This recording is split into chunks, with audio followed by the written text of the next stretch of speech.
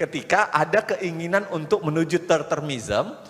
Bahkan ada salah seorang menteri, saya tidak akan sebut namanya, silahkan searching sendiri, yang mengatakan sudah mempelajari big data, dan big data itu mendukung Pak Jokowi menjadi 3 periode. Yang sampai sekarang kita tagih big datanya mana, itu nggak pernah keluar tuh data itu. Ya, big data tapi hidden data gitu, nggak bisa dapat kita, tetap tersembunyi sampai sekarang. Misterius, wallahu a'lam bisawab kalau istilah kita. Saya kasih satu contoh, misalnya adalah Undang-Undang KPK, kalau Anda masih ingat, yang sempat heboh-heboh di tahun 2019. Bikin Undang-Undang KPK, Anda bayangkan 7 hari. Draftnya disembunyiin. Pembahasannya dipercepat. Undang-Undang Cipta Kerja, oh itu kayak lebih sulap lagi. Iya kan?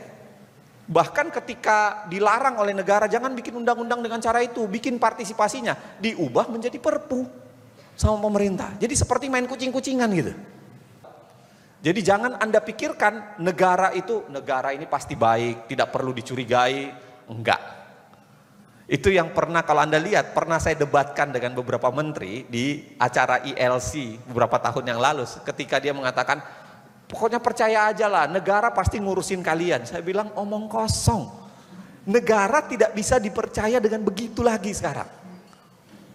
Negara itu harus dibangun dengan transparansi dan akuntabilitas, bukan dengan mistifikasi. Mistifikasi itu dengan janji-janji gitu. Pokoknya sabar aja, nanti kita urus. Nggak bisa.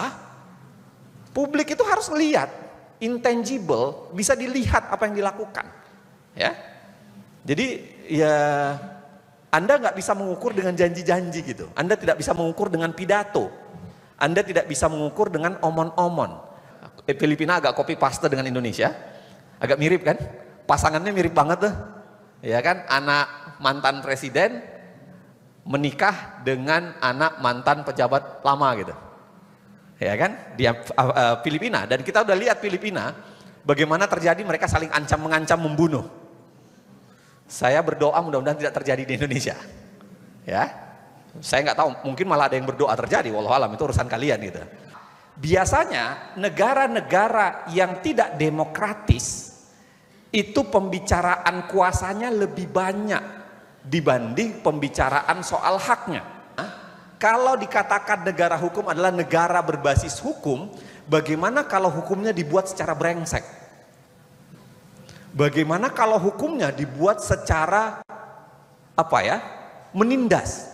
Jadi dibikinkan hukum yang itu hukumnya, mohon maaf nih, kalau menggunakan istilah ya bodoh banget, nggak pas, menyakiti rakyat, tapi atas nama negara hukum dikatakan Anda harus menjalankan hukum karena itulah kata undang-undang. Nah itu kan jadi kayak gimana? Negara hukum macam apa itu?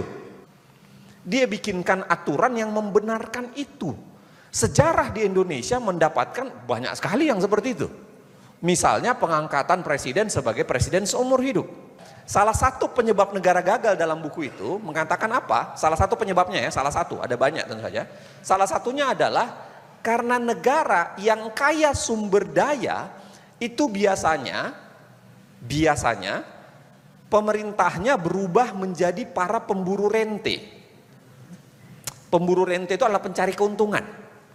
Alih-alih dia mimpin negara dengan baik, mereka berubah menjadi pemburu rente.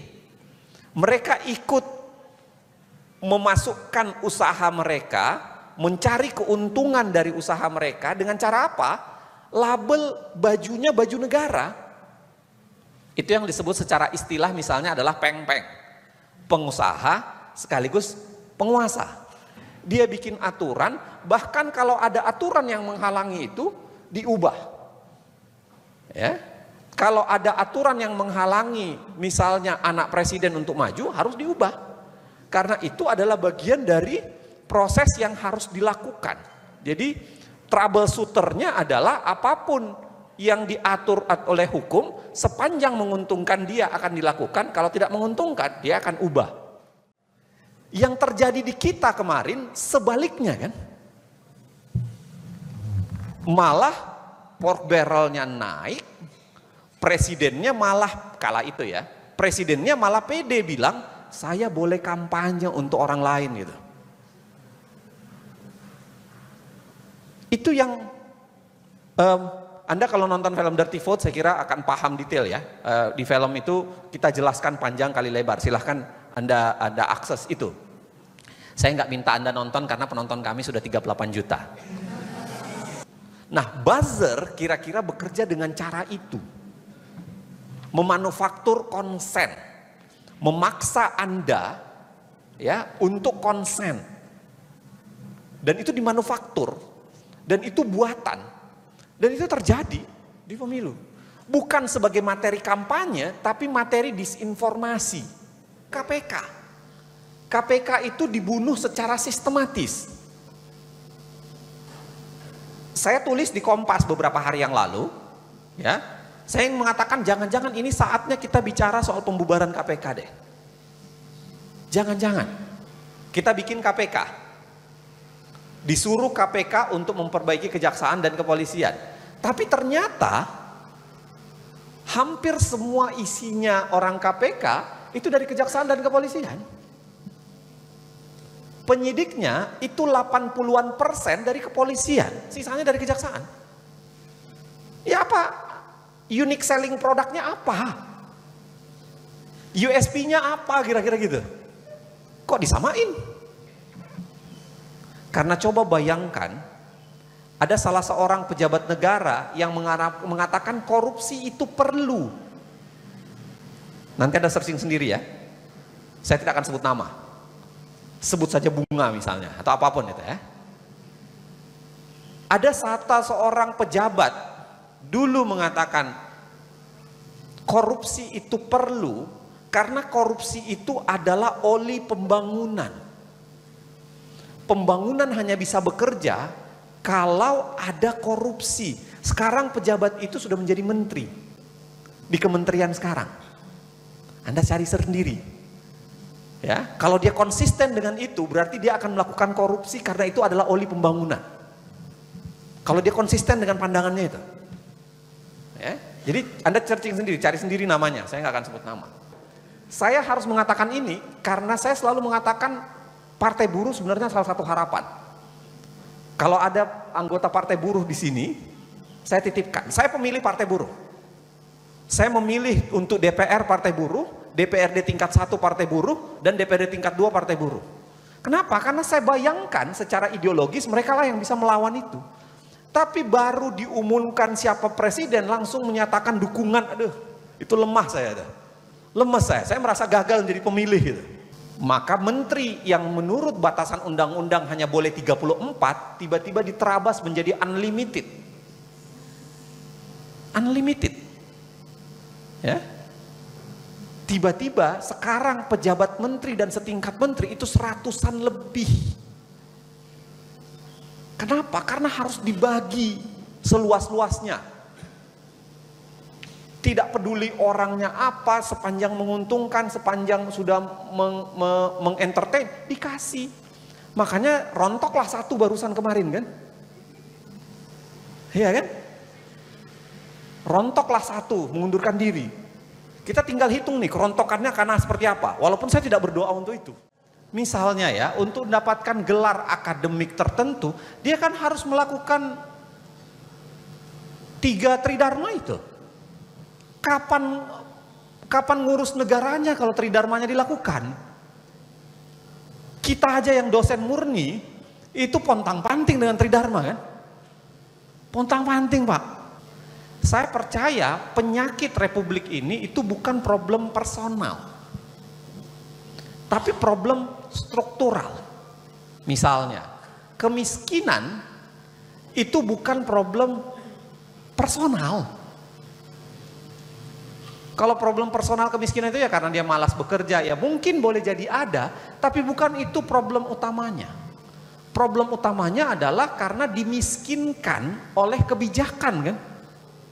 Karena kekuasaan itu lebih mudah menguasai kalau masyarakatnya apatis. Makanya kalian dikasihin joget-joget kan. Enggak butuh yang namanya perdebatan panjang kali lebar, enggak butuh. Yang butuh adalah lambang Naruto, yang butuh adalah joget-joget, dikasihin gimmick di TikTok, kan yang butuhkan itu. Saya membahasakan itu adalah pembodohan sistematis. Memang tahu Prabowo gimana kan? Enggak. Anda tahunya itu dari second hand, cerita orang. Atau cerita media, atau dipoles sama lembaga surveinya, dipoles sama Mas Hasan Nasbi, kira-kira begitulah. Gitu. Enggak pernah Anda tahu aslinya gimana. Itu sebabnya kadang-kadang, tidak selalu ya, tapi kadang-kadang pemilihan ketua RT itu lebih demokratis dibanding pilpres. Pasti. Karena ketika milih ketua RT, Anda tahu, Anda lihat dia siapa. Anda tahu dia bayar iuran sampah atau enggak. Anda tahu dia rajin misalnya ke masjid atau ke gereja atau enggak. Anda tahu. Kualitasnya Anda tahu langsung. Jangan pikir Bobi Kartanegara itu benar-benar unyu-unyu gitu. Jangan pikir kayak gitu. Iya, pemberitaan diberitakan. Jangan pikir, wah luar biasa sayang binatang. Bukan itu. Tidak begitu bekerjanya politik kalau Anda paham gitu. Polesan. Pilihan baju, pilihan diksi, pilihan posisi itu dibahas Mas kalau orang politik itu. Dibahas habis-habisan. Pilihan tangan, ngomong itu dibahas Mas. Dan itulah yang membuat kenapa industri perusahaan political campaigner itu laku besar. Diatur. Bahkan kadang-kadang tangisan di muka TV itu diatur. Anda nonton film yang saya sebutkan itu. Yang saya sebut tadi itu. Film yang sebut Our Brain is Crisis. Our Brain is Crisis. Itu diatur. Detik segini nangis. Nangis. Itu mempengaruhi pendapat publik. Assalamualaikum warahmatullahi wabarakatuh. Teman-teman sekalian, ada dua hal yang akan saya lakukan di awal sebelum memulai ini. Yang pertama adalah apa yang saya sebut dengan ucapan terima kasih, apologia pro libro suo istilahnya. Saya ucapkan terima kasih kepada teman-teman sekalian, sekaligus apologia, permintaan maaf saya. Karena saya membuat slide hanya sederhana, sekitar 13-14 slide ya. Dan saya mencoba tanpa bermaksud mengatakan teman-teman pasti nggak ngerti hukum, bukan begitu. Cuman karena genre kita berbeda, kita berada dari ranah yang agak berbeda, saya akan berusaha membahasakannya sedikit lebih sederhana. Ya, jadi siapapun barangkali yang tingkat pengetahuan soal demokrasinya atau kemudian hukumnya yang agak levelnya tinggi, bisa jadi akan bisa mendebat saya gitu. Oh, maksudnya kok bias banget yang gitu-gitu. Jadi saya mohon maaf dulu di awal. Saya akan mengatakan dalam beberapa hal saya akan membahasakan secara sederhana ya. Jadi akan ada pemahfuman gitu. Itu permintaan maaf saya, tapi ucapan terima kasihnya tentu saya ucapkan terima kasih karena saya tetap diberikan kesempatan ngobrol dengan teman-teman sekalian dari UGM Jogja masuk ke sini untuk kemudian ngobrol dengan anak-anak ITB. Ya, itu kebanggaan buat saya, tentu saja. Terima kasih untuk datang dan mau mendengarkan dan mau ngobrol. Ya, kalau soalan nilai Anda dipaksa datang karena harus ngisi presensi, itu urusan kalian, bukan urusan saya. Ya, silahkan berurusan dengan dosen-dosennya masing-masing. Ucapan terima kasih terkhusus juga saya berikan kepada Ibu dan Bapak di depan. Saya mencoba untuk tidak ada istilah sekarang itu adalah seremonial yang terlalu primordialis gitu. Ada istilah itu. Jadi saya tidak akan menyebut nama, jabatan. Biasanya kan kalau pejabat itu panjang sekali kan, harus disebut satu persatu. Saya ucapkan terima kasih kepada Mas Pras, kawan saya luntang-lantung di Nagoya sekitar 12 tahun yang lalu. Jadi dulu saya visiting lecture di sana selama 1 semester, ketemu dengan Mas Pras, ngobrol. Bu Naomi tentu saja, makasih. Bang Ismu, teman, guru sekaligus keluarga dalam beberapa hal, Bu Yuni dan teman-teman sekalian. Mohon maaf saya tidak bisa menyebutkan satu persatu. Izinkan saya mulai. Saya sudah ngambil 2 menit untuk hal yang remeh-temeh. Izinkan saya mulai dengan begini. Kalau teman-teman belajar hukum tata negara, sebenarnya hukum tata negara itu cuma 2. Yang dibicarakan dalam hukum tata negara itu sebenarnya cuma 2. Satu adalah kuasa. Yang dipelajari itu adalah kuasa, kekuasaan ya, kuasanya. Jadi ada namanya kuasa, ada namanya organ kuasa, ada namanya bagaimana memperoleh kekuasaan itu, bagaimana kekuasaan itu dijalankan, bagaimana relasi antar kuasa. Jadi satu format senternya itu adalah kuasa, dan yang kedua adalah format utamanya adalah hak warga negara. Cuma dua itu yang dipelajari. Jadi kalau konstitusi, hak asasi itu membicarakan di dua level itu. Nah, makanya apapun yang saya terangkan di sini kira-kira di dua level itu mainnya. Levelnya mainnya kuasa sama mainnya hak. Biasanya negara-negara yang tidak demokratis itu pembicaraan kuasanya lebih banyak dibanding pembicaraan soal haknya. Oke? Negara-negara yang demokratis itu biasanya menyeimbangkan antara kuasanya dan pembicaraan soal haknya. Bahkan kuasanya pun itu lebih dibatasi. Nah, jadi itu sebabnya doktrin-doktrin dalam politik hukum ketatanegaraan itu biasanya ada yang namanya limitation of power, ada namanya checks and balances, ada namanya separation of power. Itu adalah bagian dari upaya menjaga supaya kekuasaan itu tidak digunakan secara serampangan, ya, karena di ujungnya ada yang namanya hak publik. Saya mulai ya. Oke. Saya ada dua yang saya mau jelaskan. Mungkin teman-teman gak usah terlalu dihafal gitu. Ini sederhana untuk mengatakan negara hukum. Negara hukum itu menggunakan konsep yang secara sederhana mengatakan, ya hukum negara harus berbasis hukum, clear. Tapi masalahnya adalah tidak sesederhana itu. Karena kalau dikatakan negara hukum adalah negara berbasis hukum, bagaimana kalau hukumnya dibuat secara brengsek? Bagaimana kalau hukumnya dibuat secara menindas?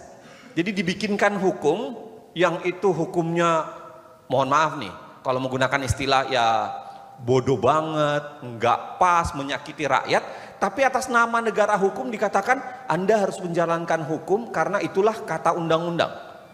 Nah itu kan jadi kayak gimana, negara hukum macam apa itu? Ya kan? Dan itu gejala yang memang ada. Seringkali ada istilah yang namanya autocratic legalism. Ada istilah yang disebut autocratic legalism. Autocratic legalism itu adalah dia mau membenarkan otokratismenya, dia mau membenarkan yang namanya otoritariannya dalam tanda kutip dengan cara apa? Legislasi. Dia bikinkan aturan yang membenarkan itu. Sejarah di Indonesia mendapatkan banyak sekali yang seperti itu. Misalnya pengangkatan presiden sebagai presiden seumur hidup. Itu kan ada. Jadi dibikinkan aturan untuk membenarkan. Bukan sekedar di wilayah kuasa teman-teman sekalian, tapi juga kadang-kadang di wilayah ekonomi.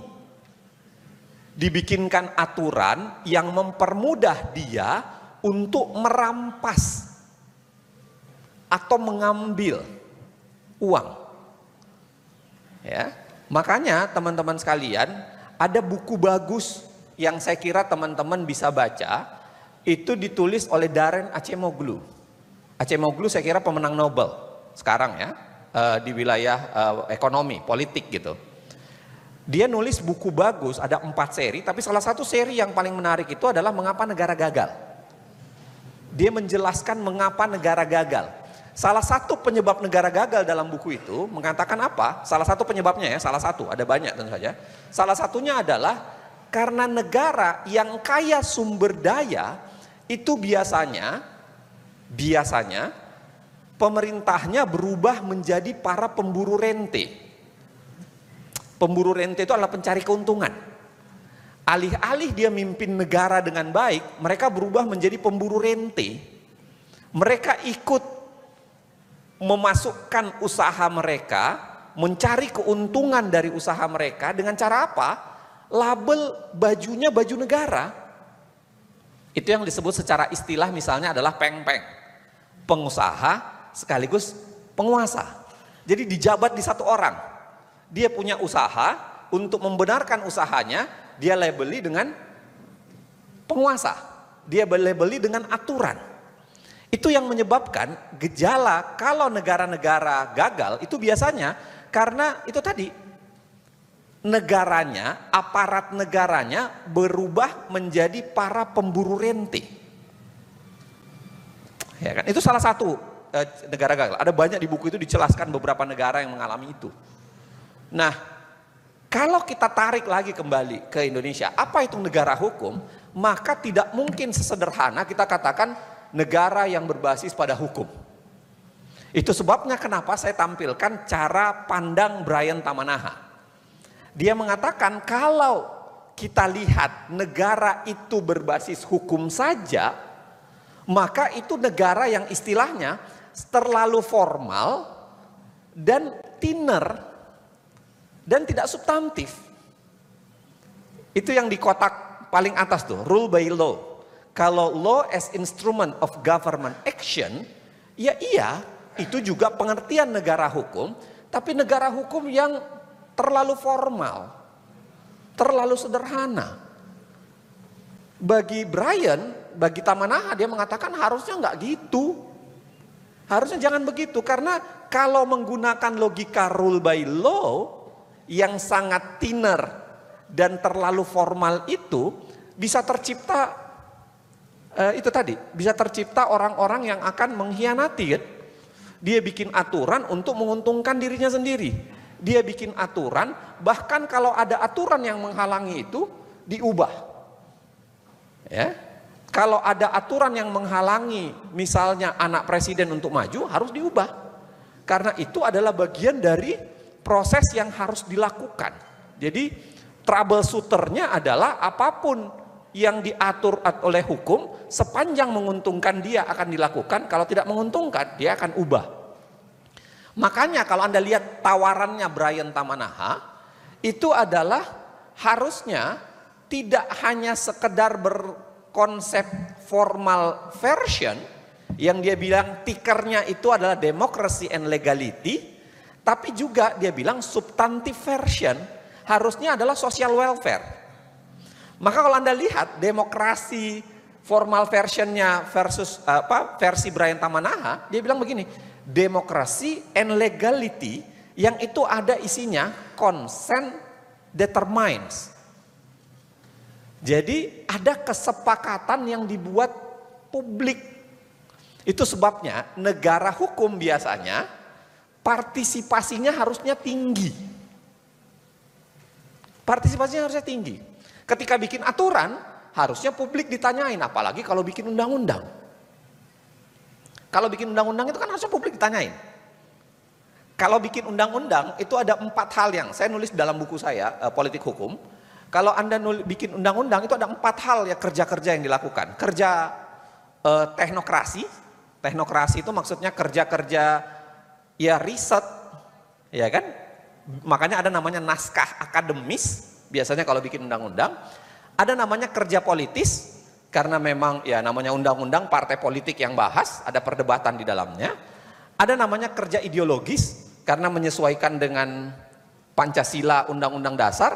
Tapi ada kerja keempat yang tidak kalah pentingnya yang disebut dengan partisipatif. Dan itu yang membedakan biasanya negara demokrasi dengan yang non-demokrasi. Negara demokrasi itu biasanya partisipasinya tinggi. Harusnya ketika bikin undang-undang itu harusnya semua publik ditanyain. Jangan bikin undang-undang seperti sembunyi-sembunyi kan. Saya kasih satu contoh misalnya adalah undang-undang KPK kalau Anda masih ingat. Yang sempat heboh-heboh di tahun 2019. Bikin undang-undang KPK Anda bayangkan 7 hari. Draftnya disembunyiin. Pembahasannya dipercepat. Undang-undang Cipta Kerja, oh itu kayak lebih sulap lagi. Iya kan? Bahkan ketika dilarang oleh negara jangan bikin undang-undang dengan cara itu, bikin partisipasinya diubah menjadi perpu sama pemerintah. Jadi seperti main kucing-kucingan gitu. Ya. Oke, itu yang pertama soal negara hukum. Yang kedua, Nah ini juga menyederhanakan prinsip-prinsip demokrasi. Ada banyak sekali buku, saya kira kalau Anda mau baca ada banyak sekali yang menjelaskan soal on democracy, how democracy works, lalu kemudian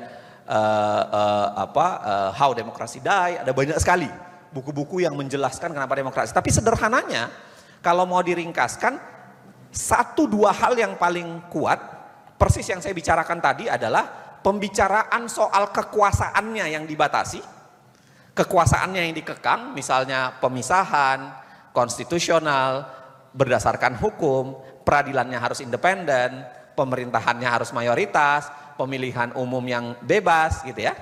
Plus pada saat yang sama ada yang namanya hak.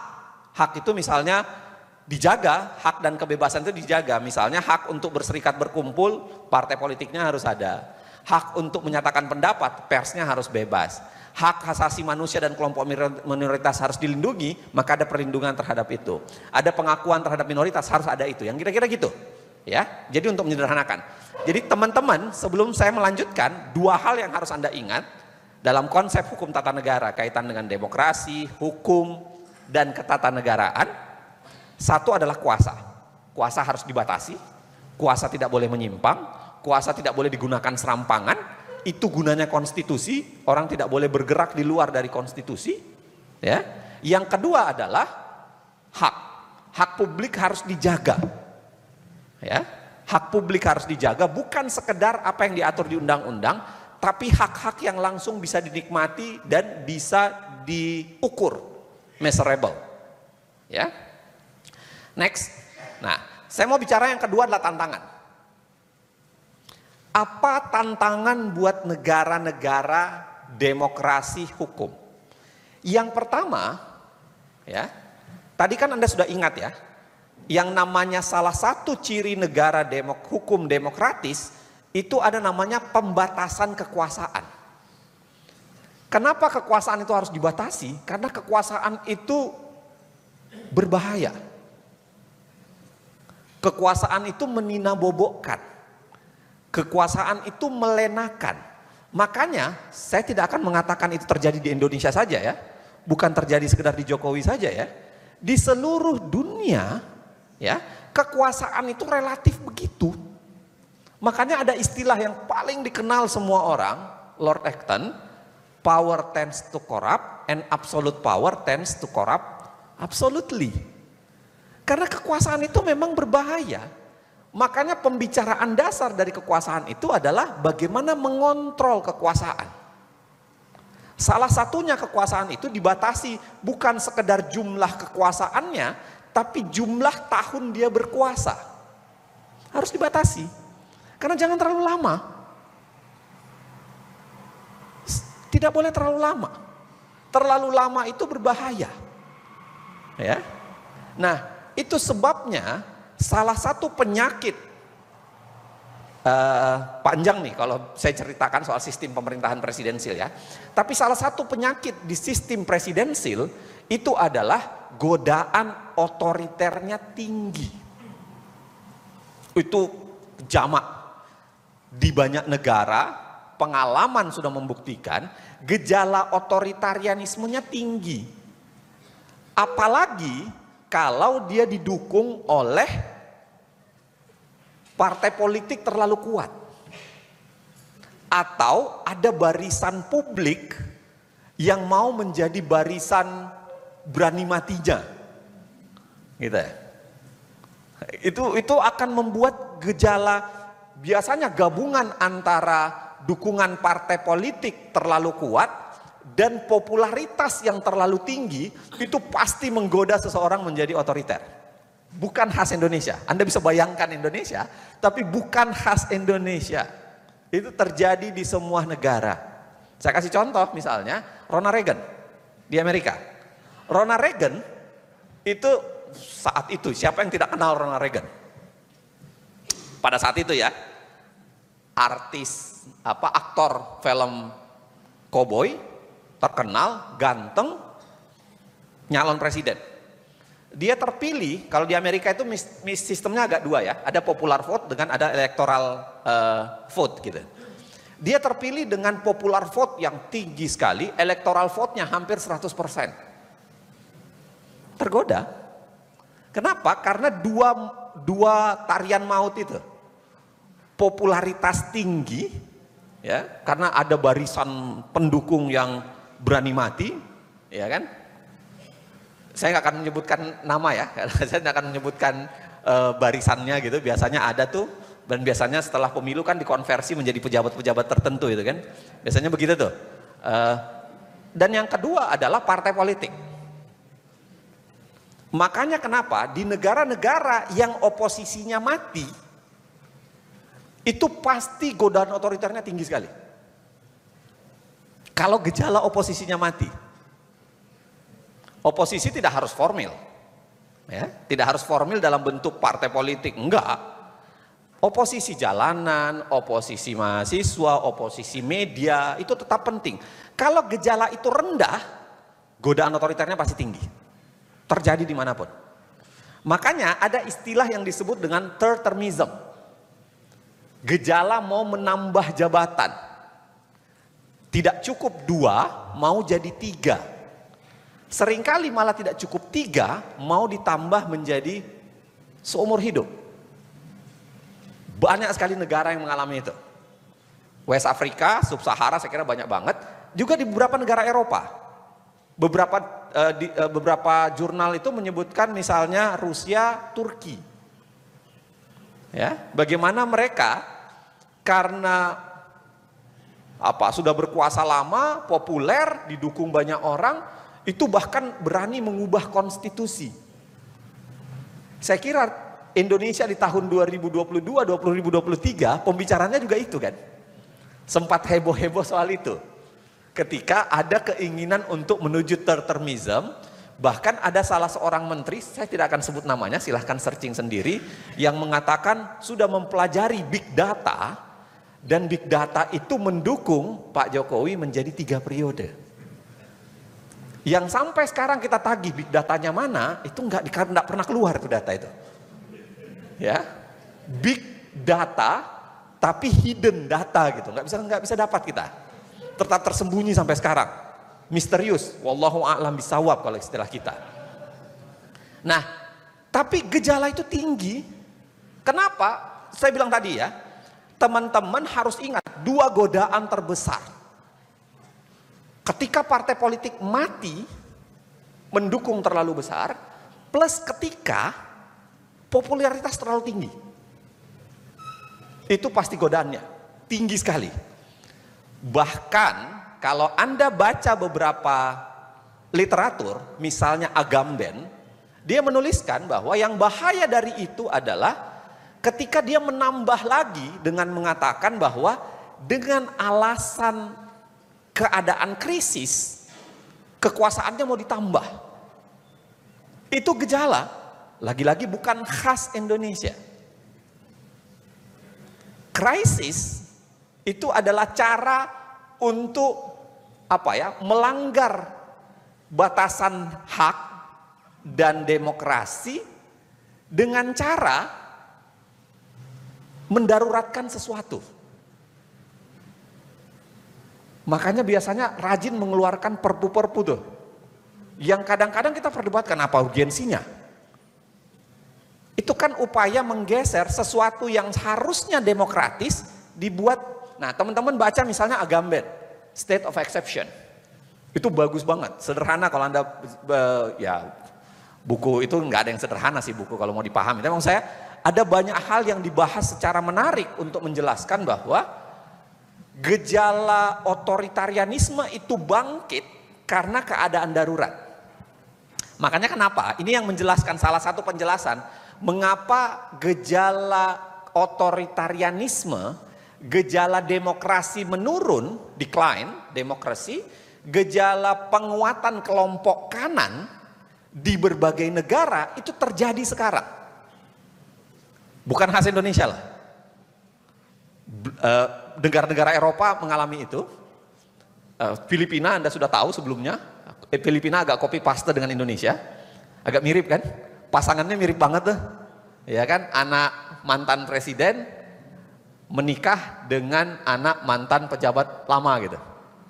Ya kan? Dia Filipina, dan kita udah lihat Filipina bagaimana terjadi, mereka saling mengancam membunuh. Saya berdoa mudah-mudahan tidak terjadi di Indonesia. Ya. Saya nggak tahu, mungkin malah ada yang berdoa terjadi, wallahu alam, itu urusan kalian gitu. Saya berdoa tidak terjadi di Indonesia, kalau saya gitu. Kalau ada yang berdoa untuk terjadi, ya urusan kalian gitu, bukan urusan saya. Tapi itu bahayanya. Jadi biasanya tantangan, lagi-lagi saya bilang bukan khas Indonesia, ada gejala untuk termism, ada gejala untuk otoritarianisme bangkit, ada gejala untuk menerabas yang namanya konstitusi. Makanya konstitusi bilang 2 periode, dibikin 3 periode. Konstitusi bilang apa, diubah menjadi apa. Konstitusi bilang pintu masuk pilpres itu bisa siapapun partai politik, dibikinkan yang namanya presidensial threshold. Kan gitu tuh, selalu dipola tuh. Dan itu terjadi di bukan khas Indonesia. Itu satu tantangan. Jadi tantangan satu adalah kekuasaan itu mencoba menerabas batas yang dibuat. Jadi jangan Anda pikirkan negara ini pasti baik, tidak perlu dicurigai. Enggak. Itu yang pernah, kalau Anda lihat, pernah saya debatkan dengan beberapa menteri di acara ILC beberapa tahun yang lalu, ketika dia mengatakan, pokoknya percaya aja lah, negara pasti ngurusin kalian. Saya bilang omong kosong. Negara tidak bisa dipercaya dengan begitu lagi sekarang. Negara itu harus dibangun dengan transparansi dan akuntabilitas, bukan dengan mistifikasi. Mistifikasi itu dengan janji-janji gitu. Pokoknya sabar aja, nanti kita urus. Nggak bisa. Publik itu harus lihat, intangible, bisa dilihat apa yang dilakukan. Ya, jadi ya Anda nggak bisa mengukur dengan janji-janji gitu. Anda tidak bisa mengukur dengan pidato. Anda tidak bisa mengukur dengan omon-omon. Anda nggak bisa mengukur dengan janji kampanye. Nggak bisa pada akhirnya. Ya, itu satu. Jadi gejala negara untuk ngerampas. Yang kedua tantangan kita itu adalah kita punya sistem election. Election itu kan adalah salah satu cara yang paling penting dalam konsep demokrasi. Kenapa? Karena begini ceritanya. Kedaulatan itu di tangan rakyat. Oke? Anda baca buku-buku teori soal kedaulatan, ada banyak sekali. Hobbes bicara itu, Rousseau bicara itu, Locke bicara itu, ada banyak sekali bicara soal kedaulatan.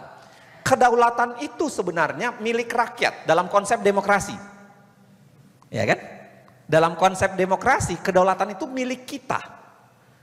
Kita tidak pernah menyerahkan kepada siapapun. Kenapa? Karena kedaulatan itu tidak bisa dialihkan. Kedaulatan itu tidak bisa dialihkan. Kita tetap yang berdaulat. Yang dilakukan adalah nitip untuk dijalankan oleh yang namanya pemerintah. Ada namanya eksekutif, ada namanya legislatif. Beda sistem parlementer dengan presidensil. Saya bikin sederhana. Salah satu bedanya adalah sistem parlementer itu hanya ada 1 kali pemilu. Teman-teman sekalian.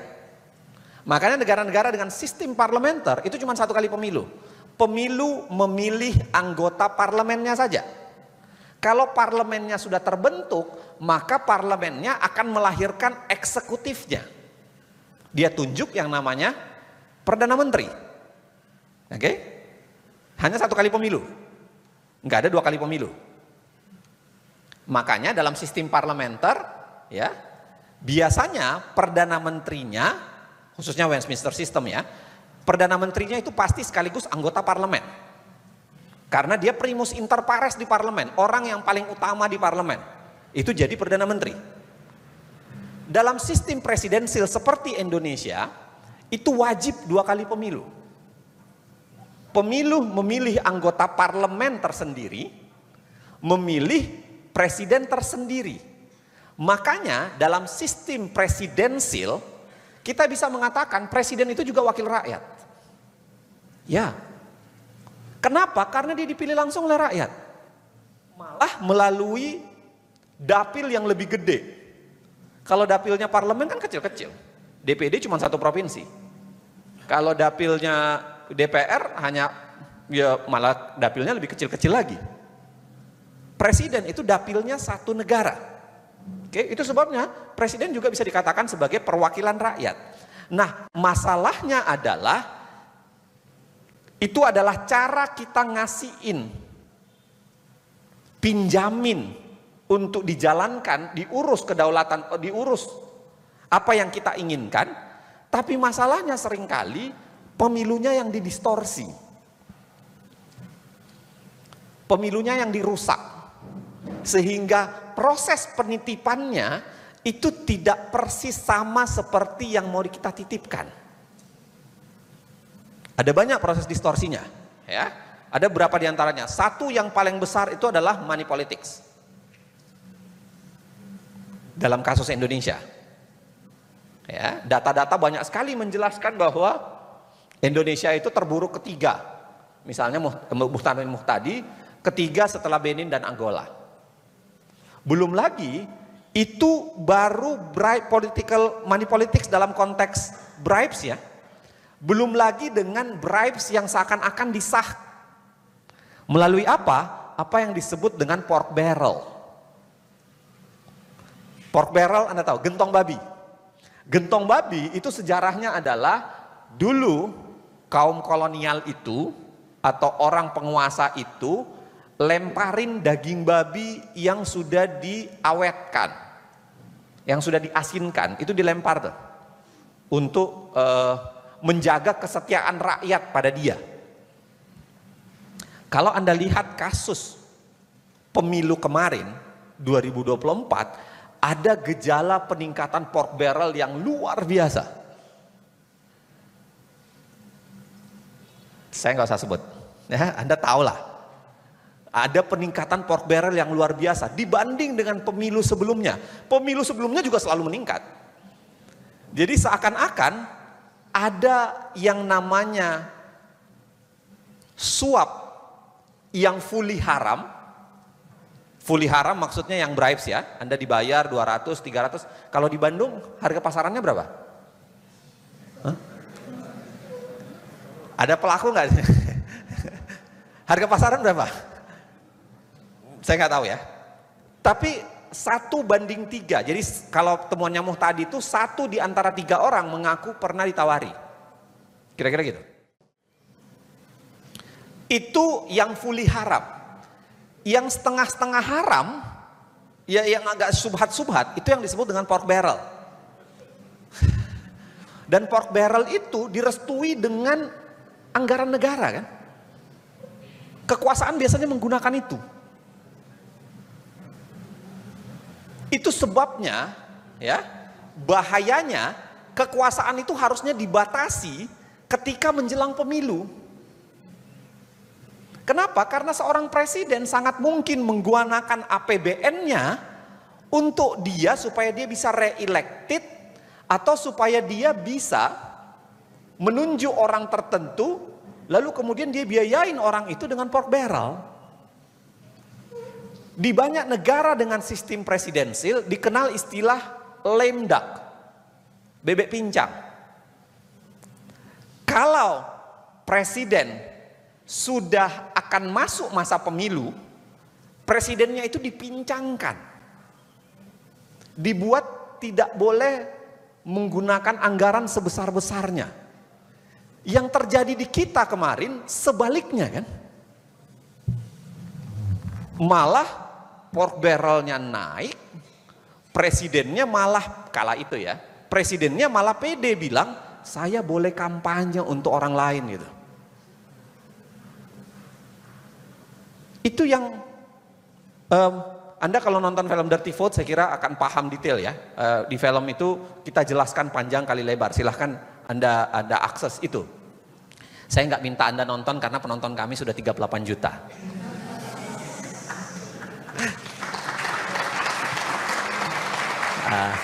Kalau di jumlah dari beberapa channel kami 36, 38 juta lah kalau dijumlah jadi beberapa channel.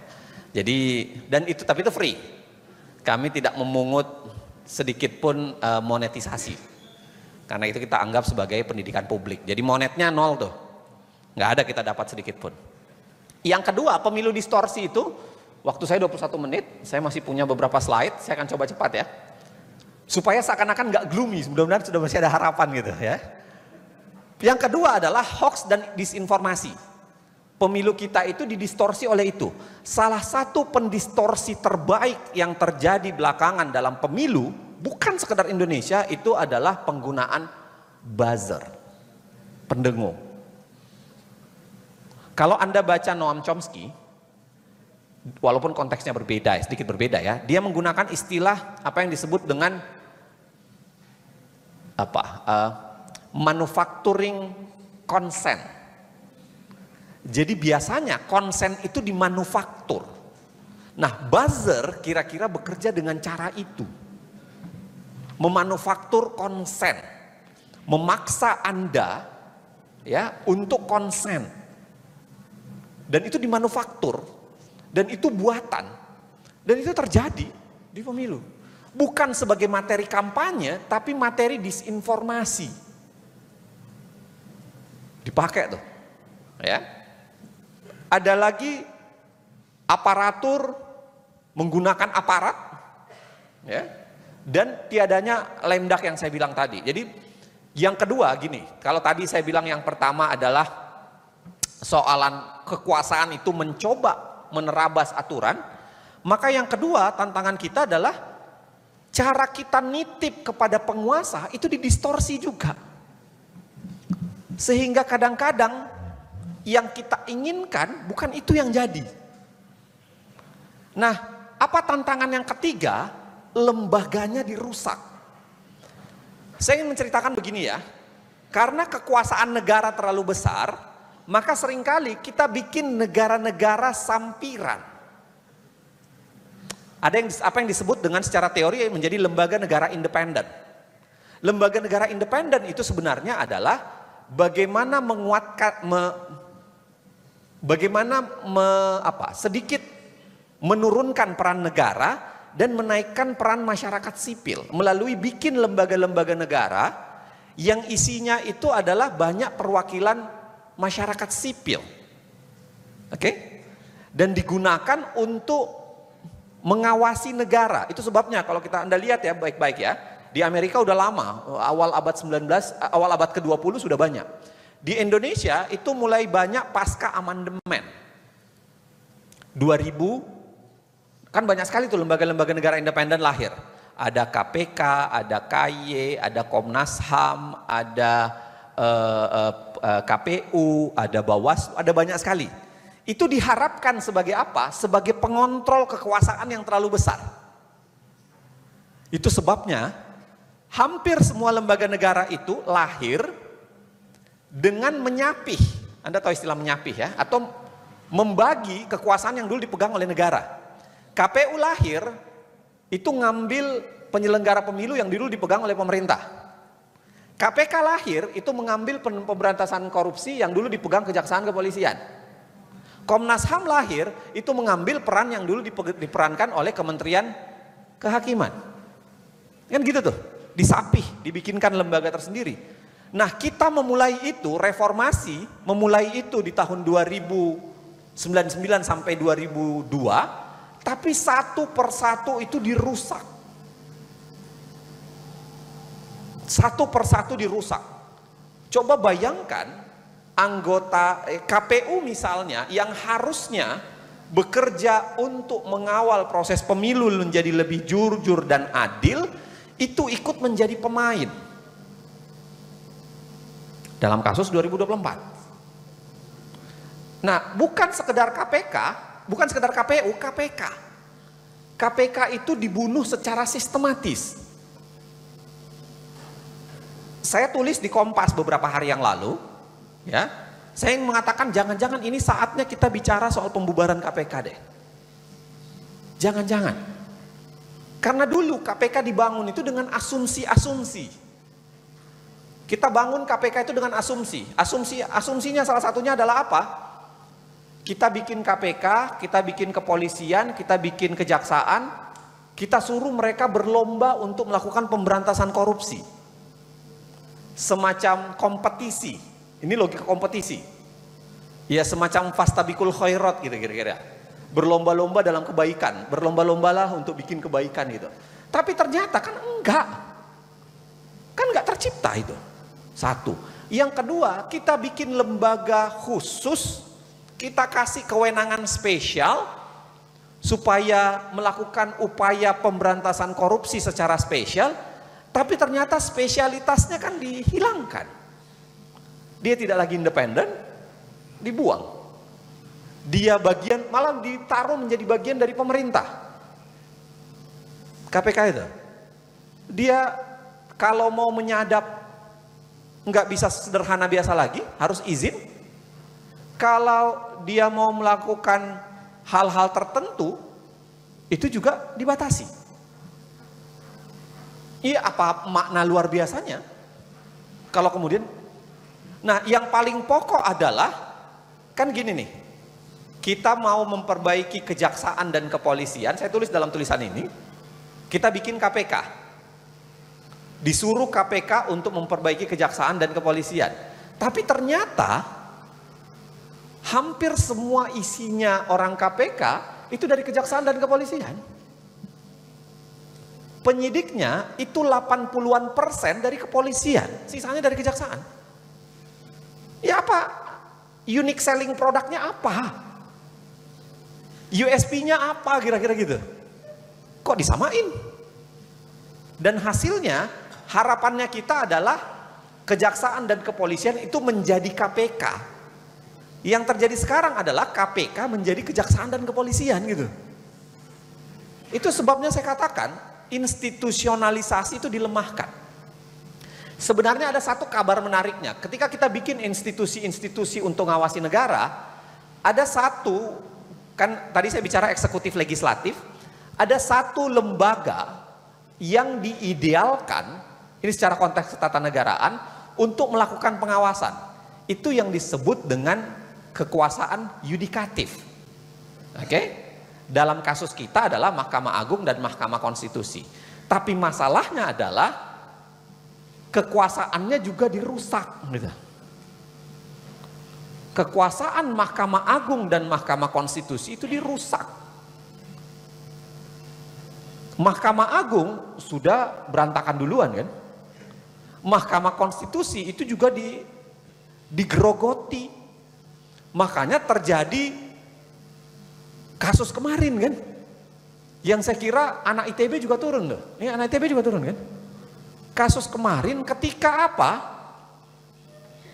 Ada undang-undang ngelarang, tapi dibikinkan ujian ke MK, MK mengiyakan, dan di situ ada pamannya untuk mengiyakan gitu. Putusan itu harusnya, kalau saya jelaskan panjang sekali ya, tapi putusan itu bermasalah. Karena tidak mayoritas sebenarnya. Kalau kita baca baik-baik putusan itu aneh bin ajaib. Ya.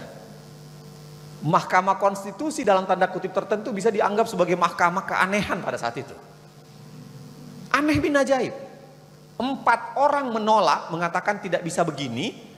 2 orang mengatakan bisa tapi nggak boleh seperti ini. 3 yang mengatakan boleh. Kok bisa putusannya menjadi boleh gitu? Itu kalau saya jelaskan panjang ya, mohon maaf karena waktu saya terbatas. Waktu saya tinggal 13-12 menit. Itu aneh bin ajaib prosesnya. Mahkamah Konstitusinya menjadi sangat aneh. Ya. Dan saya kira Anda tahu semua, Anda bisa mengikuti dramanya, bagaimana kemudian terjadi mahkamah etik, dijatuhkan, Mahkamah Konstitusinya mencoba tobat, bikin putusan yang kemudian, Anda akan tahu belakangan, betapa kemudian Mahkamah Konstitusi juga didomestikasi, mencoba dijinakkan. Nah tadi saya sudah bilang, kuasa besar, cara titipnya dirusak, lembaga-lembaga yang harusnya di luar bisa mengawasi rusak, lalu satu katup pengaman kita yang disebut dengan hakim juga dirusak, didomestikasi. Nah,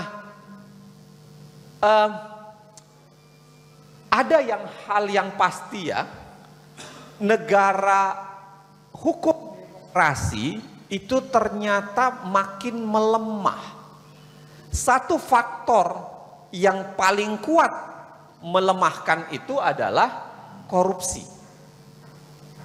Korupsi menurut saya ini harus dibahas secara detail. Karena coba bayangkan, ada salah seorang pejabat negara yang mengatakan korupsi itu perlu. Nanti ada searching sendiri ya. Saya tidak akan sebut nama.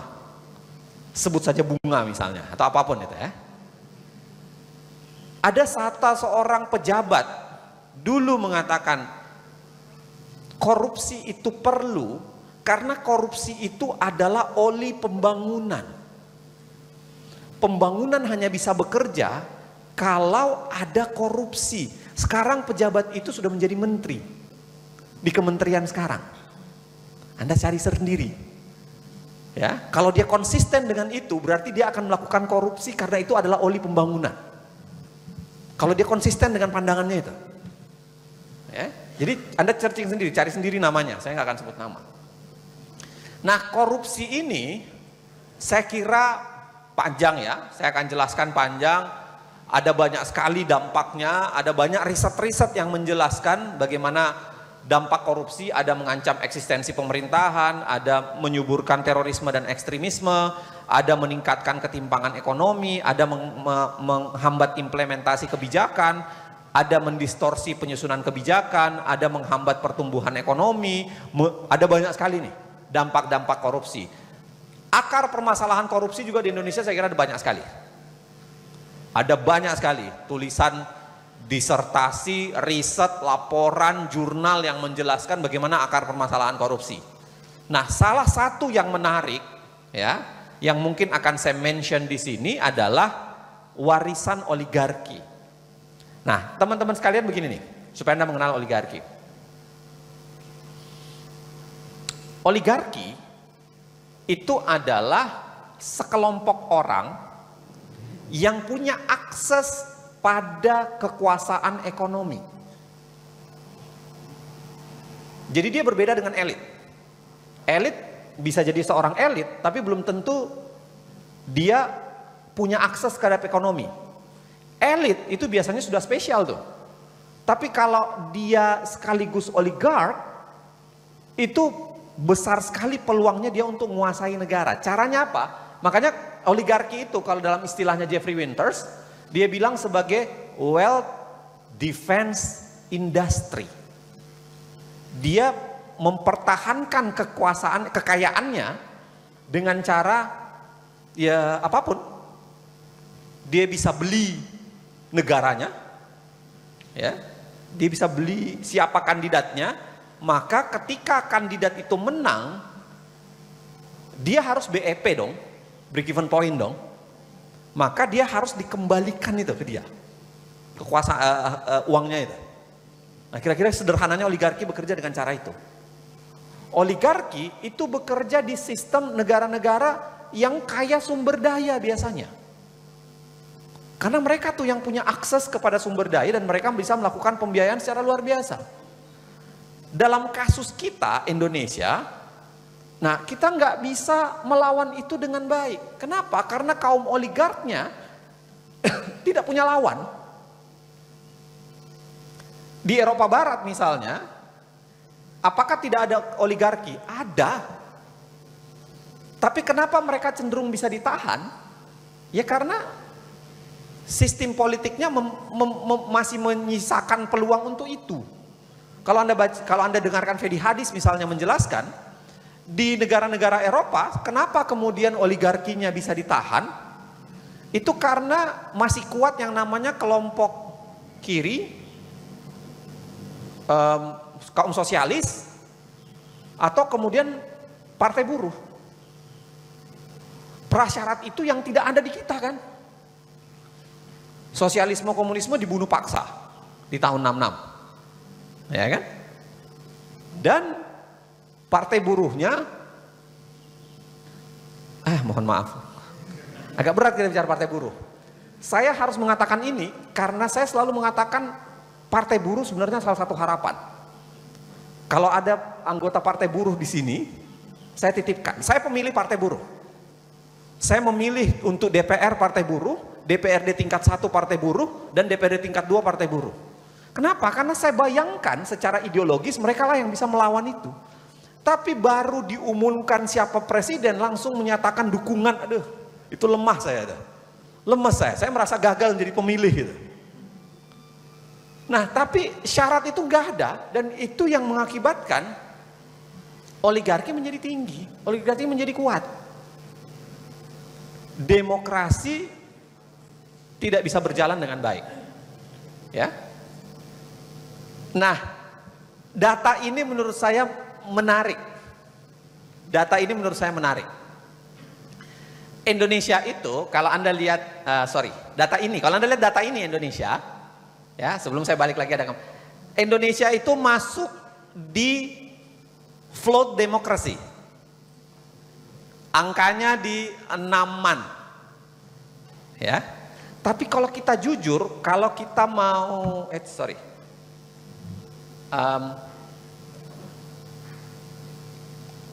kalau kita mau jujur, angka kita itu jomplang, teman-teman. Jadi yang bagus, kenapa kita bisa naik menjadi 6 itu, poinnya jadi kayak lumayan, itu sebenarnya hal-hal yang formil. Hak memilihnya ada proses pemilihannya ada, formil-formil semua tuh. Ya, government rules ada, aturan perundang-undangannya ada. Pluralism, dan ini yang agak rancu ini nih, yang menurut saya pluralisme dan political participation itu agak rancu. Kok bisa kita 8,1 ya, whatever apalah. Tapi kalau dilihat angka lainnya kita jeblok. Yang substantif dari demokrasi itu kita jeblok semua. Civil liberties anjlok, bahkan di bawah global average, ya. Freedom and expression and faith di bawah itu. Right to form association and to be organized di bawah itu. Yang paling berantakan adalah rule of law. Ini dosa orang hukum nih. Jadi saya ikut merasa bertanggung jawab dan berdosa gitu. Rule of law itu paling rendah kita, paling berantakan. Jadi demokrasi begini ya. Jadi demokrasi itu ada namanya demokrasi yang bersifat prosedural, ada yang bersifat substansial. Oke. Prosedural itu ya proses-proses pemilu, bagaimana ada partai politik, bagaimana berjalan. Tapi kalau yang substansial, yang tadi saya sudah jelaskan, macam Taman Naha, social welfare, lalu kemudian freedom, participation, consent, public consent, itu kita rendah semua. Jadi kita kelihatan ya float, ya cacat, tetap cacat, tapi float kita pun itu terancam sebenarnya. Float kita itu ya enggak. Ya float itu udah buruk sebenarnya, float itu sendiri udah nggak bagus. Tapi nggak bagus kita itu ternyata nggak bagus lagi. Jadi nggak bagus kuadrat lah kira-kira begitu. Kalau hitungan ini sama misalnya joke anak-anak muda sekarang yang agama Islam ya, mohon maaf, dilarang makan babi. Tapi makan babi yang sedang hamil itu haramnya kuadrat tuh, kira-kira gitu. Haramnya double, kira-kira gitu loh. Jadi double, kuadratnya itu double. Nah, saya mau bilang apa? Ya, demokrasi Indonesia tidak berjalan dengan baik. Salah satu, kalau kita balik ke pengertian Taman Naha di awal, partisipasi publiknya itu mati, teman-teman. Partisipasi publiknya mati. Partai politiknya dipeluk terlalu erat. Dan menurut saya Prabowo dan Jokowi persis sama, melakukan hal yang sama. Kalau Jokowi memeluk partai erat-erat sampai 83%, ya, yang dilakukan oleh Pak Prabowo persis sama, itu dengan menyenangkan semua partai. Maka menteri yang menurut batasan undang-undang hanya boleh 34, tiba-tiba diterabas menjadi unlimited. Unlimited. Ya. Tiba-tiba sekarang pejabat menteri dan setingkat menteri itu 100-an lebih. Kenapa? Karena harus dibagi seluas-luasnya. Tidak peduli orangnya apa, sepanjang menguntungkan, sepanjang sudah mengentertain, dikasih. Makanya rontoklah satu barusan kemarin kan. Iya kan? Rontoklah satu, mengundurkan diri. Kita tinggal hitung nih kerontokannya karena seperti apa. Walaupun saya tidak berdoa untuk itu. Tapi kita akan lihat tuh. Karena dia dibangun dengan konsep yang tidak ada partisipasi. Nggak ada, yang mau disenangkan itu lebih pada partai politik. Yang mau disenangkan itu lebih pada pelaku politik, bukan publiknya. Partisipasi publik ini yang harusnya mulai kita garap. Jangan lagi bicara demokrasi dengan sentral pada negara. Coba kita bicarakan sentralnya itu pada publik. Kita yang harus membangkitkan. Gejala kebangkitan itu harus ada menurut saya. Dan itu bangkit yang dilakukan oleh teman-teman mahasiswa. Kita semuanya. Ya. Saya ingin mengatakan apakah ada masa depan? Saya pun tidak tahu sebenarnya. Saya menuliskan ini dengan perasaan lirih sebenarnya. Ketika menulis tadi itu, tidak ada sebenarnya menurut saya. Tapi terpaksa saya harus mengatakan ada. Karena harapan itu terbersit dalam diri manusia itu. Kalau Anda baca bukunya Sindunata, konsep Ratu Adil itu lahir karena ketiadaan harapan. Makanya dia membangkitkan harapan dengan yang namanya Ratu Adil. Jadi harapan itu tidak pernah punah sebenarnya. Pada saat ketiadaan harapan, dia akan melahirkan konsep Ratu Adil gitu. Membangun harapan baru. Nah, saya kira, saya tidak ingin mengatakan kita terjebak di situ. Tapi menurut saya, harapan harus terus dibangkitkan. Satu adalah bagaimana mengembalikan publik, bukan pada negara. Gejala kita membangkitkan kelompok belajar, kelompok diskusi, kelompok ini, kirimkan petisi, kirimkan catatan, terus tetap harus dilakukan. ITB ini adalah salah satu sentra di republik ini. Kalau ada kebijakan pemerintah yang kemudian ITB maju di depan untuk memprotes, saya kira kebijakan itu pasti akan bergetar juga. Tapi kalau ujuk-ujuk ITB-nya sudah langsung mengiyakan, sami nawak tokna, berat kita. Diharapkan. Karena ITB itu, saya harus menyebut UGM juga. UTB, UGM, itu adalah parameter loh sebenarnya di Indonesia. Kalau Anda buka peta yang dibikin oleh beberapa lembaga gitu, soal alumni ITB, UI, dan UGM yang masuk di negara, itu banyak banget. Hampir 80-90% itu. Maka kita sebenarnya bisa menagih nih kepada UTB, UGM, UI, dan lain-lain. Apa perannya? Termasuk UGM, ITB, dan UI sendiri. Kalau mereka bersatu menolak kekonyolan-kekonyolan yang dilakukan negara secara berulang kali, menurut saya akan menarik. Dan di situ saya kira tagihan peranan intelektual itu ada. Supaya kaum intelektual itu tidak menjadi pengkhianat. Ya, kira-kira ada tulisan Julian Benda bagus banget soal itu, ada juga Edward W. Said soal itu. Harus kita konversi perlawanan-perlawanan publik itu memotong kemesraan negara dengan pemodal. Karena ini terlalu dekat nih. Negara dengan pemodal, bahkan seringkali mereka menjadi satu sisi. Nah, bagaimana caranya? Saya bayangkan kita membangkitkan yang namanya catatan politik alternatif. Di negara-negara kayak Jerman, itu aliran politik anak muda mulai bangkit tuh. Bangkit di negara-negara bagian di Jerman. Bangkit mereka. Mereka bikin partai hijau. Partai yang bicaranya itu adalah ke depan kita mau negara serius soal hijau, soal lingkungan. Bikin partai-partai yang punya apa? Bikin barisan lah. Kalau partai barangkali perdebatannya panjang. Bikin barisan yang punya concern yang kuat. Teman-teman harus ingat, ya, bumi yang sekarang kita pijak itu sebenarnya titipan dari orang tua kita dulu. Dan bumi yang akan kalian pijak 20-30 tahun akan datang, itu seharusnya adalah titipan dari kaum kita sekarang. Kalau kita tidak merawatnya, pasti akan rusak belakangan. Maka anak muda itu harusnya menagih janji. Itu yang namanya demokrasi hijau. Mulai harus ditagih janji kepada kita nih. Jangan rusakin dong. Ya. Saya out of time. Saya masih ada waktu kesempatan. Teman-teman belum merasa bosan kan? Saya bersyukurlah. Gitu. Nanti saya sujud syukur setelah itu. Syukur untuk kalian masih merasa bosan.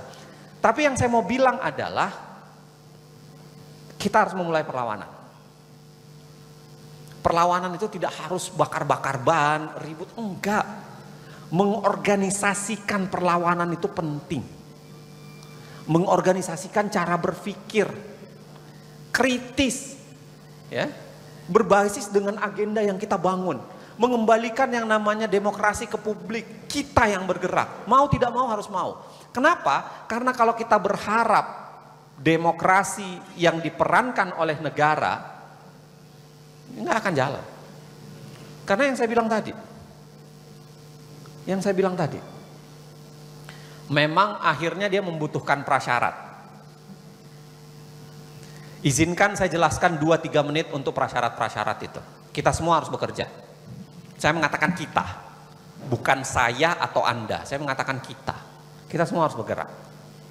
Satu, perjuangan seperti ini itu membutuhkan komitmen. Membutuhkan endurance, teman-teman sekalian. Saya orang yang percaya mustahil memindahkan gunung.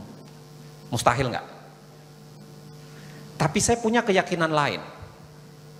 Andai kata 285 juta rakyat Indonesia sepakat mengambil satu ember tanah dari sebuah gunung dan dipindahkan ke lokasi baru, dan itu dilakukan secara terus-menerus, gradual, konsisten, komitmen, dan endurance tinggi, bisa pindah nggak?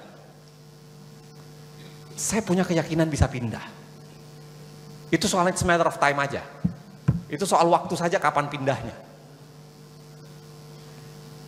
Satu itu. Yang kedua, komitmen itu adalah kita tidak jadi pengkhianat gitu loh. Yang saya khawatirkan adalah kita menjadi pengkhianat. Mulut kita berbusa bicara soal anti korupsi, tapi begitu ditilang, nyogok juga. Wah, mahasiswa kita semua ngomong anti korupsi panjang kali lebar, panjang sekali. Tapi begitu keluar mau bikin SIM, nembak. Nah, menurut saya dia butuh komitmen. Kita semua, saya pun harus belajar untuk itu. Yang ketiga, selain komitmen butuh waktu dan lain sebagainya, kita butuh kesabaran, teman-teman. Saya selalu mengatakan bahwa kenapa kita harus memulai sekarang? Kenapa kita harus memulai sekarang? Karena yang kita tanam sekarang tidak langsung kita nikmati besok. Kenapa kita harus memberantas korupsi? Kenapa kita harus melawan yang namanya disinformasi? Kenapa kita harus melawan hoax? Kenapa kita harus melawan apapun itu? Saya punya harapan anak saya, cucu saya kelak, atau anak kita, cucu-cucu kita kelak, itu hidup di Indonesia yang lebih bersih. Itu aja harapan saya. Kenapa saya memulai dari sekarang? Kenapa kita harus memulai dari sekarang? Kesadaran generatif itulah menurut saya yang harus dipegang oleh kita. Tidak ada hokus pokus, tidak ada simsalabim dalam urusan yang beginian. Tidak ada batu yang tiba-tiba jatuh dari langit langsung mengubah semua hal. Enggak. Dia butuh komitmen kita. Kita mulai sekarang, insya Allah 20-30 tahun akan datang, kita akan nikmati buahnya. Tapi jangan pernah berharap menikmati buahnya di 20-30 tahun akan datang kalau kita tidak memulainya dari sekarang. Omong kosong. Terakhir teman-teman sekalian, kenapa kita butuh melakukan perlawanan? Ini sudah sering saya sampaikan di banyak tempat, dan saya kira sempat juga viral di TikTok, penontonnya sampai jutaan gitu. Saya selalu yakin bahwa apa yang disampaikan oleh Benazir Bhutto, saat yang paling indah dari sebuah kapal adalah ketika ditambatkan di dermaga. Dia akan cantik bermandikan cahaya. Tapi jangan pernah lupa, kapal tidak pernah dibuat untuk ditambatkan di dermaga. Kapal dibuat untuk menghajar gelombang membelah lautan. Teman-teman semua luar biasa, gagah, cantik di ruangan ini. Bukan karena sebagai anak ITB, ya anak ITB membanggakanlah. Saya pun tidak masuk ITB dulu. Bukan itu yang membanggakan Anda. Saat yang paling indah dari kalian bukan karena Anda berbaju Ganesha, berbaju warna biru yang luar biasa, itu bukan itu. Tapi saat yang paling indah adalah ketika Anda mau berperan, mengambil porsi, mengambil posisi, untuk ikut melakukan perlawanan, menghajar gelombang dan membelah persoalan. Saya langsung direspon Pak Zainal terkait pertanyaan Yohan, Zidi dan Zafran. Oke, pertanyaannya susah-susah sekali. Saya pikir ini fakultas seni, tapi pertanyaannya lebih susah saya rasa daripada anak-anak Visipol gitu. Oke, pertama, kalau soalan dari Mas Yohan, makasih, gelar. Saya kira memang jadi gini, ada banyak faktor kenapa kemudian orang memaksa untuk gelar itu. Satu, kita punya tradisi memberhalakan yang namanya gelar. Harus kita akui, itu kan jadi berhala baru kan. Kita punya tradisi berhala baru yang namanya gelar gitu. Gelarnya nggak lengkap ditulis, dalam undangan nikahan aja nggak datang tuh, kira-kira gitu. Kira-kira gitulah, kan. Ada dari berhala yang dulunya patung di luar, itu kemudian digeser menjadi berhala dalam bentuk gelar. Saya kira itu memang harus diakhiri. Tapi yang kedua yang tidak kalah, memang ada semacam keserakahan dalam kebutuhan.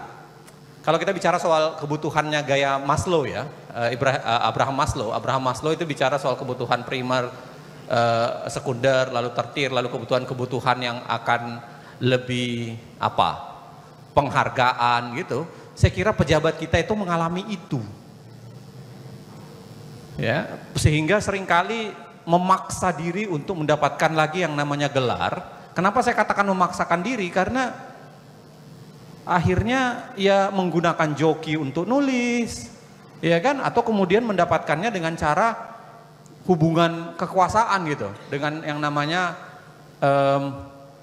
gelar-gelar akademik. Kalau Anda tanya, apakah ada hal administratif yang bisa melakukan itu? Mas Yohan, kalau Anda baca peraturan dikti dengan detail satu persatu, sebenarnya itu terlarang loh.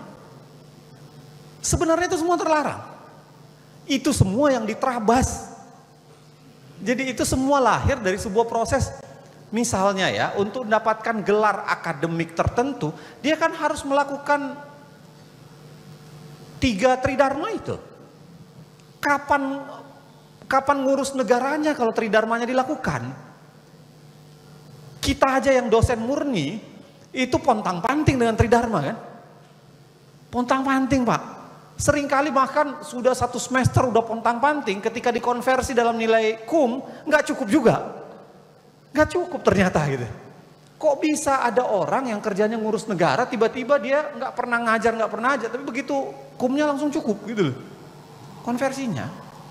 Saya tidak pernah gini ya, tidak pernah merasa bahwa ada satupun gelar akademik yang diperoleh sekarang itu Tidak melalui sebuah terabasan.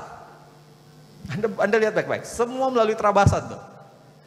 Harus bikin ini, jurnalnya harus di mana, jurnalnya kemudian bahkan ya Allah nggak enak lah kita menyebut nama-nama kali ya. Tapi banyak sekali tuh. Menurut aturan nggak boleh, dia baru harus jadi dosen berapa tahun. Ini langsung terabas karena dia anaknya siapa gitu misalnya gitu.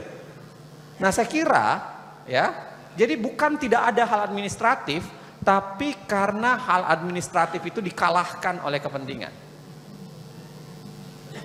Jadi ya pilihan kita tuh harusnya melakukan penegakan hukum secara lebih detail, lebih ketat, lebih keras. Sepanjang tidak keras, ketat dan detail, ya lolos semua tuh yang gitu-gitu. Yang kedua begini, negara modern membutuhkan, kalau kita baca Tan Malaka, ya, saya baca Tan Malaka ada beberapa gitu. Kalau Tan Malaka logikanya sama sebenarnya. Dia membayangkan negara maju itu tidak mungkin bisa maju kalau hanya bicara soal politik. Kalau hanya bicara soal penegakan hukum, dia pasti harus bersatu dengan publik, bersatu dengan yang namanya industri usaha. Nah, masalahnya adalah kita tidak berdaulat dalam industri kita kan, harus kita akui itu. Saya orang yang percaya begini, apa problem kita? Ini nyambung barangkali pertanyaannya Mas Zafran. Apa problem kita? Saya orang yang percaya problem kita itu bukan problem, kalau problem kita bagi dua ya, ada namanya problem personal, ada namanya problem struktural. Saya percaya penyakit Republik ini itu bukan problem personal, tapi problem struktural. Misalnya, kemiskinan itu bukan problem personal. Kalau problem personal kemiskinan itu ya karena dia malas bekerja, ya mungkin boleh jadi ada, tapi bukan itu problem utamanya. Problem utamanya adalah karena dimiskinkan oleh kebijakan kan. Kan begitu tuh. Dimiskinkan oleh kebijakan, kok bisa untuk industri tertentu royaltinya batu bara misalnya 0%. Tapi untuk negara, untuk rakyat beli apapun dipajakin tinggi. 11%, bahkan bentar lagi dalam hitungan hari naik 12%. Nah itu tuh, jadi saya membayangkan problemnya itu nggak kultural, nggak personal, problemnya itu struktural. Persis pertanyaannya tadi Mas Zafran, kalau ditanya misalnya begini, orang Indonesia itu kenapa tidak, kan ada sebuah survei ya yang menjelaskan orang yang ribut-ribut ini sebenarnya orang-orang yang memang terdidik aja. Orang yang ribut-ribut itu paling 30-40% paling banyak. Selebihnya 60% itu nggak peduli. Nah, apakah ketidakpeduliannya itu memang karena tidak peduli atau karena tidak pernah diberdayakan? Dugaan saya yang kedua, karena kekuasaan itu lebih mudah menguasai kalau masyarakatnya apatis. Makanya kalian dikasihin joget-joget kan. Enggak butuh yang namanya perdebatan panjang kali lebar, enggak butuh. Yang butuh adalah lambang Naruto, yang butuh adalah joget-joget, dikasihin gimmick di TikTok. Kan yang butuhkan itu. Saya membahasakan itu adalah pembodohan sistematis. Jadi saya tidak akan menyalahkan orang Indonesia tingkat pendidikannya rendah. Rendah tidak melulu bicara soal kesadaran. Banyak orang yang pendidikannya tidak tinggi tapi dia punya kesadaran yang besar. Banyak orang dengan pendidikan yang sangat tinggi tapi kesadarannya nol. Saya kira tidak melulu soal pendidikan. Tidak melulu dihitung soal tingkat pendidikan, berapa S1, S2, enggak melulu itu. Tapi yang dipersoalkan adalah sejauh mana mereka disentuh dengan yang namanya pemberdayaan, sejauh mana mereka disentuh dengan yang namanya penguatan. Dugaan saya enggak. Memang enggak. Ada dua tadi istilah yang saya kenalkan. Ada namanya, di zaman Yunani Romawi, ada yang disebut dengan homo sacer. Homo sacer itu adalah orang Ya, yang negara, dia tetap menjadi warga negara, tapi sebenarnya hak-hak kewarganegaraannya sudah hilang. Ada istilah dalam teori sosiologi, misalnya kaum subaltern, kaum yang terpinggirkan. Di kita itu banyak. Dan saya mengatakan bahwa kebijakan negara yang membuat mereka makin terpinggirkan. Saya nggak percaya kalau itu problem personal. Saya percaya itu problem struktural. Makanya, nyambung ke pertanyaan Mas Zafran tadi, jangan berpikir bahwa perlawanan itu bakar-bakar, bukan. Tapi memberdayakan orang-orang begini, orang-orang yang tidak pernah disentuh oleh negara. Atau selama ini dia dilakukan pembodohan oleh negara. Kita ambil peran itu. Pemberdayaan. Masuk ke kampung, melakukan upaya untuk membawa kesadaran bersama, kesadaran kolektif. Itu yang harus dikerjakan.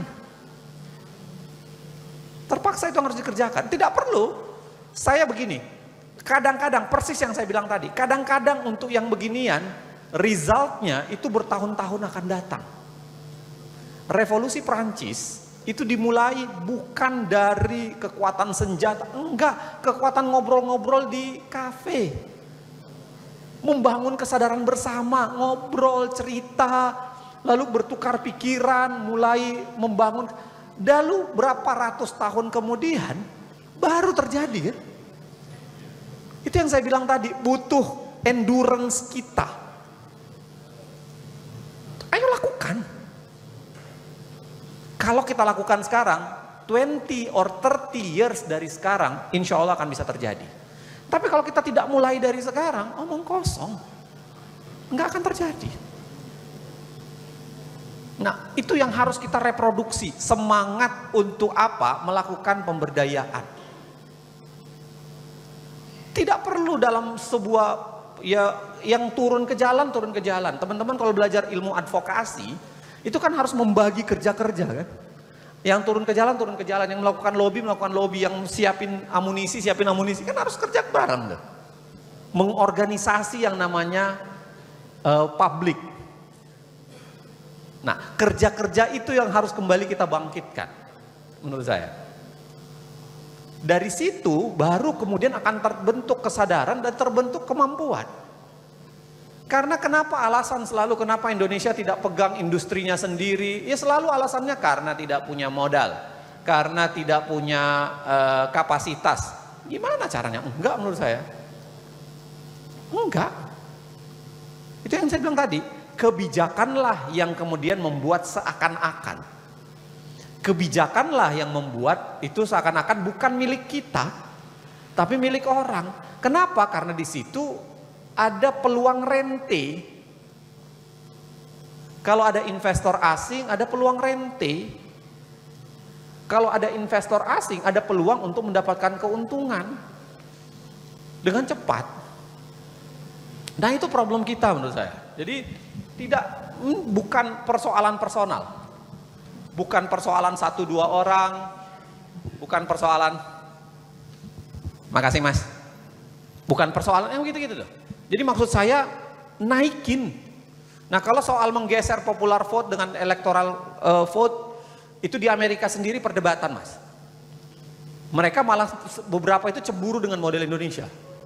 Dianggap model Indonesia itu lebih bagus. Enggak juga melulu mereka mengatakan electoral vote-nya. Makanya kalau Anda masih ingat Trump versus Hillary, itu kan electoral vote-nya Hillary lebih tinggi dari popular vote-nya Hillary lebih tinggi dari electoral vote-nya. Dan akhirnya hakim memenangkan electoral vote kan. Tulisan-tulisan di Amerika kala itu mengatakan presiden pilihan hakim bukan pilihan rakyat. Trump yang pertama dulu. Jadi enggak juga melulu dikatakan. Nah, tapi saya setuju soalan bagaimana mengelola demokrasi dalam negara yang tidak imbang jumlah penduduk. Nah, itu saya setuju. Karena memang jomplang betul, Jawa 50-an%. Padahal Jawa itu hanya 7% dari wilayah Indonesia. 93% rakyat Indonesia itu tinggal 93% sisanya itu diisi dengan 50% sisanya gitu. Nah itu memang jomplang. How mengelola itu saya kira itu perdebatan yang menarik. Itu satu pekerjaan rumah sendiri. Ya, makanya di konstitusi kita itu kan mencoba diimbangkan dengan menyeimbangkan yang namanya popularitas dengan keterwakilan wilayah. Presiden terpilih adalah setengah plus 1, dia menang di lebih dari setengah jumlah provinsi dan sekurang-kurangnya 20 di 20 jumlah provinsi itu. Kan gitu tuh. Jadi mencoba diperbaiki dengan itu. Dari Mas Zidni, persis yang saya bilang. Sebenarnya memang demokrasi itu bukan jalan sempurna. Tapi demokrasi adalah alat terbaik yang saat ini ada. Jadi bukan jalan sempurna. Jangan bayangkan. Dalam demokrasi nggak ada malaikat. Kita tidak menemukan malaikat dalam demokrasi. Yang kita temukan seringkali itu adalah apa yang diistilahkan sebagai lesser evil. The best among the worst. Demokrasi tidak menciptakan malaikat. Demokrasi itu adalah mendapatkan siapa setan yang paling rendah derajat setannya, nah itu yang Anda pilih. Ya demokrasi bekerja dengan cara itu. Karena nggak ada malaikat dalam demokrasi. Ya, apa sih setan yang paling ditakuti di Sunda sekarang? Di sini apa sih? Apa? Suster ngesot kira-kira gitu ya? Ya udah jangan pilih suster ngesot. Kalau Anda ngerasa setan yang paling unyu-unyu adalah tuyul, ya pilihlah tuyul kalau gitu. Demokrasi nggak bekerja dengan cara mencari malaikat. Karena demokrasi itu, nanti panjang kalau saya mau jelaskan lagi waktu saya habis. Demokrasi itu kadang-kadang bekerja dengan industri. Apa yang disebut dengan second hand reality. Anda dapatnya itu second hand. Makanya yang namanya industri pemilu itu berlaku. Orang dipoles habis-habisan. Makanya political campaigner atau political company itu jalan karena dipoles kan. Capres itu dipoles, nggak ada yang nggak poles, Mas. Dipoles. Ada film bagus teman-teman nonton deh kalau mau lihat ya. Judulnya kalau nggak salah dimainkan oleh Sandra Bullock. Our Brain is Crisis. Nah, coba cari deh. Coba cari film itu. Itu sederhana sekali menjelaskan bagaimana yang namanya proses pemilu itu polesan. Dipoles. Second hand itu. Emang Anda pernah tahu siapa Jokowi? Kan enggak kan? Anda taunya dari TV. Anda taunya dari mulutnya para ahli kan? Kan gitu. Anda nggak tahu dia kalau di rumah ngupil atau enggak, upilnya ditaruh di bawah meja apa enggak, kan nggak tahu, nggak pernah tahu dia ngapain gitu. Memang tahu Prabowo gimana kan enggak. Anda tahunya itu dari second hand, cerita orang atau cerita media atau dipoles sama lembaga surveinya, dipoles sama Mas Hasan Nasbi, kira-kira begitulah. Gitu. Nggak pernah Anda tahu aslinya gimana. Itu sebabnya kadang-kadang, tidak selalu ya, tapi kadang-kadang pemilihan ketua RT itu lebih demokratis dibanding pilpres. Pasti. Karena ketika milih ketua RT, Anda tahu, Anda lihat dia siapa. Anda tahu dia bayar iuran sampah atau enggak. Anda tahu dia rajin misalnya ke masjid atau ke gereja atau enggak. Anda tahu. Kualitasnya Anda tahu langsung. Demokrasi kan enggak. Jauh sekali jaraknya. Makanya demokrasi kecil itu biasanya lebih berfungsi. Lebih berfungsi dibanding demokrasi besar. Nah makanya saya kira kalau bicara soal kenapa ada apatisme pembodohan, di situ ruang yang dimainkan oleh politisi. Dia merawat yang namanya apatisme itu, dia merawat yang namanya kebodohan itu. Baik. Dia rawat itu. Cukup ya Pak ya? Oke. Terima kasih. Habis waktu saya. Habis. Oke. Mudah-mudahan paham ya. Makasih. Oh, sedikit aja mungkin yang terakhir Pak. Sekilas saja. Spin diktator menciptakan ilusi bahwa mereka adalah pemimpin. Iya, betul. Iya, betul ini. Buku ini sebenarnya menceritakan bahwa pemimpin demokrasi itu biasanya tampil seakan-akan dialah paling demokratis. Makanya penuh gimmick, penuh polesan. Pasti, baik polesan ketika mau memenangkan pemilu, bahkan polesan ketika dia melaksanakan itu. Jadi jangan pikir tidak ada polesan tuh. Jadi jangan pikir dunia politik itu tidak dibangun dengan polesan. Jangan pikir Bobby Kartanegara itu benar-benar unyu-unyu gitu. Jangan pikir kayak gitu. Iya, pemberitaan diberitakan. Jangan pikir, wah luar biasa sayang binatang. Bukan itu. Tidak begitu bekerjanya politik kalau Anda paham gitu. Polesan. Pilihan baju, pilihan diksi, pilihan posisi itu dibahas Mas kalau orang politik itu. Dibahas habis-habisan. Pilihan tangan, ngomong, itu dibahas Mas. Dan itulah yang membuat kenapa industri perusahaan political campaigner itu laku besar. Diatur. Bahkan kadang-kadang tangisan di muka TV itu diatur. Anda nonton film yang saya sebutkan itu. Yang saya sebut tadi itu. Film yang sebut Our Brain is Crisis. Our Brain is Crisis. Itu diatur. Detik segini nangis. Nangis. Itu mempengaruhi pendapat publik. Jadi kita nggak usah unyu-unyu banget ngelihat realitas, cepet bangga begitu lihat TikTok potongan 30 detik lalu seakan-akan mengatakan inilah kebenaran. Jangan, jauhi yang begituan. Otak kalian sedang dilakukan pembodohan tuh. Mending baca buku, baca informasi yang terpercaya. Jangan informasi kalian berasal dari Reels, TikTok, potongan-potongan yang itu bagian yang disebut Chomsky sebagai manufacturing consent itu.